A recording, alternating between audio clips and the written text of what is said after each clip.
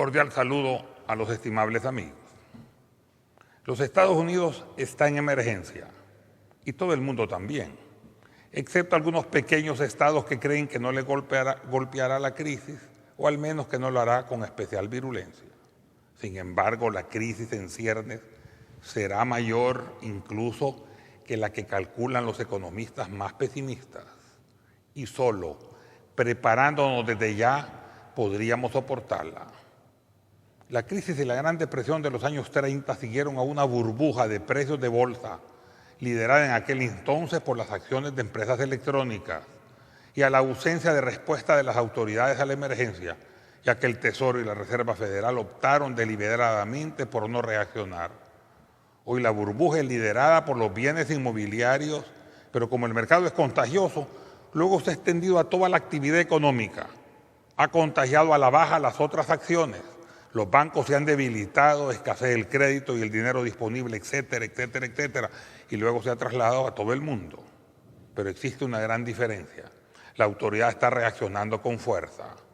Sin embargo, esta participación puede reducir los riesgos, pero no los elimina. Antes del cuasi trillonario rescate, 700.000 millones de dólares, algunos medios locales e internacionales no calculan la magnitud de esa colosal cifra, ya que a veces hablan de 700 millones cuando son 700.000 millones. Estados Unidos ya había intervenido para salvar a Bear Stearns, a Merrill Lynch, dejó quebrar a Lehman Brothers y rescató a la casi muerta AIG. Intervino Freddie Mac y Fannie Mae inyectando miles de millones de dólares. Anteriormente había otorgado cheques de ayuda financiera a todo ciudadano americano por cientos de miles de millones de dólares, con el objeto de activar la economía, pretendiendo llevar liquidez a un mercado que pensaba en aquel entonces a contraerse. Esto naturalmente elevó la inversión hasta ahora a más de 1.5 millones de millones, y esto no ha sido suficiente. El lunes 6 de octubre del 2008 fue una catástrofe en la bolsa de valores y fue llamado otro lunes negro, para ser luego cambiado por la semana negra, ya que durante 7 días consecutivos la bolsa y en general todas las acciones descendieron día a día. Esto contagió a todas las bolsas mundiales, que descendieron exorbitantemente en todos los países. Las monedas decrecieron su valor incluso ante un dólar devaluado, y las 7 cabezas mundiales, países que conforman el grupo de los 7 y que están rodeados de agua, Estados Unidos, Francia, Alemania, Inglaterra, Japón, Italia y Canadá, se reunieron urgentemente, y luego el grupo ampliado de los 20 y también la Comunidad Europea, para buscar medidas conjuntas para paliar la crisis, cancelando cualquier medida unilateral, ya que todos los países deberían trabajar en conjunto, y se empezó a inyectar capital a los mercados, interviniendo estatalmente la economía. Se apuntaló empresas, se compraron acciones, se nacionalizaron bancos, se intervino empresas, se compraron parte de sus acciones convirtiéndolas en empresas de economía mixta, y se logró al menos detener la caída de las bolsas al menos por un par de días. El resto de problemas, incluyendo el empleo, la crisis de confianza, la apertura de créditos, los préstamos interbancarios, la liquidez, etcétera, etcétera, etcétera, quedan pendientes para irlo solucionando poco a poco. Sí se puede. El problema se complica porque la economía de los Estados Unidos y específicamente sus finanzas estaban en crisis desde antes de la crisis. Los gastos excesivos del gobierno, los déficits federales, el desbalance pronunciado de la balanza de pagos y de la balanza comercial, los gastos excesivos de la guerra de Irak, la deuda federal que no alcanzan los 13 números de la pizarra electrónico que la representa, necesitando una casilla adicional para solo cuantificarla, los déficits comerciales con otros países que ya son acreedores multibillonarios de dólares americanos, y a todo ello la crisis actual, que enseña todos los síntomas de una nueva Gran Depresión. Nada asegura que pasó lo peor. La bola de nieve que ha generado es ya colosal y sigue creciendo. El escenario de que pasó lo peor o que a nosotros no nos va a tocar la crisis no es más que buenos y sencillos deseos, pero no es una realidad. Tenemos que prepararnos. Como bien se dice que no hay peor ciego que el que no quiere ver, muchos se aferran al mercado absoluto cuando éste ya demostró que fracasó, al igual que el Estado totalitario que fracasó hace 2 décadas. Ambos sistemas colapsaron por disfuncionalidades económicas diferentes, pero subyacentes a una misma razón filosófica, la naturaleza del ser humano. Por un lado, se necesita la iniciativa y el estímulo individual para progresar. El ser humano trabaja con mucha mayor dedicación cuando algo le es propio. Después de la derrota del fascismo y del nazismo, los aliados se repartieron el mundo, suponemos que para probar los dos sistemas. Definitivamente el capitalismo fue más deficiente en producir y cayó así el comunismo después de 77 años. El capitalismo ha sido un magnífico sistema para hacer dinero, el mejor, pero carece de una dosis de humanismo necesario para compartir. La teoría de rebalse económico para que los menos afortunados logren participar de lo que caiga no se da nunca porque la eficiencia capitalista logra hacer tanques más grandes para evitar el rebalse.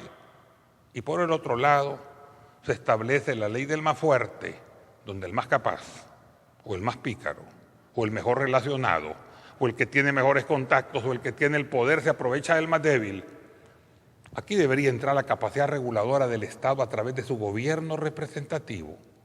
Pero con esa anterior tendencia a dejar libre al mercado y no regular absolutamente nada, se permiten los abusos. Y no solo se permiten, sino que se toleran, se fomentan e incluso se coparticipa. Y ahí tenemos la galopante corrupción enquistada en mayor o menor proporción en todos los gobiernos del mundo. Estados Unidos ya entendió el mensaje y está interviniendo estatalmente el mercado con esa dosis de capitalismo, socialismo que China continental aplicó con éxito en su economía. No estamos hablando de sistemas políticos ni doctrina filosófica. Eso lo dejaremos para un futuro programa, sino de doctrina económica. Ni Estado totalitario, ni mercado absoluto, sino una mezcla oportuna de participación estatal y libre mercado, considerando que la empresa privada es mejor para producir y que el Estado es mejor y debe regular. Y ya mucho antes de esa crisis mundial, en programas anteriores de Aclarando Conceptos, manifestábamos. Nuestro gobierno históricamente ha negociado con debilidad con todos, con otros países, con la inversión extranjera y con el gran capital, y sobre todo entregando mucho más de lo que recibe. El problema se complica enormemente porque nuestro país ha llegado casi al límite y no disponemos de margen de maniobra. Hemos entregado recursos estatales dando activos limpios del Estado y quedándose el gobierno con los pasivos y la carga financiera, alegando siempre el libre mercado y la libre competencia. De esta forma el Estado no controla, pero al mismo tiempo, al no regular, permite que los entes privados o bien privatizados controlen el sistema y fijen los precios. Todos a expensas no solo del pueblo trabajador y prácticamente abandonado, sino que a expensas también del erario nacional. A veces el gobierno se autoimpone nuevas cargas después que las inversiones han sido hechas, lo que no genera una mayor inversión, sino que una mayor dependencia o un gasto adicional. Entonces, ¿para qué autoimponerse leyes onerosas u otorgar concesiones que luego nos arrepentimos o entregar sobreprecios sin fundamento alguno? Muchos casos pueden mencionarse, entre ellos la privatización de la generación termoeléctrica y la distribución de la energía, la importación de petróleo y derivados, la concesión de minas, la deforestación selectiva, el fondo de pensiones, la privatización bancaria, el TLC y el abortado parque industrial con Taiwán, las licitaciones públicas, incluida la llave en mano, etcétera, etcétera, etcétera. Ahora, con la crisis mundial que se avecina, acumulándose esta a la sumatoria de todos los problemas locales heredados y viendo las penurias de los grandes, nuestro gobierno continúa, ahora con más vehemencia, cometiendo los mismos errores. Las dos formas mayoritarias, el FMLN y Arena, prometen cambiar, pero dado el aluvión que se aproxima para junio de 2009, tal vez será demasiado tarde.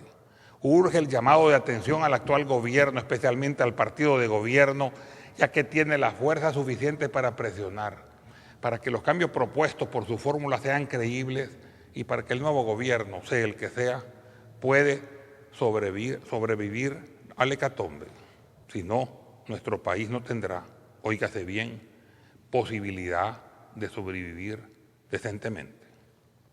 En el próximo programa, medidas de ajuste y nuestra vulnerabilidad nacional. Muchas gracias.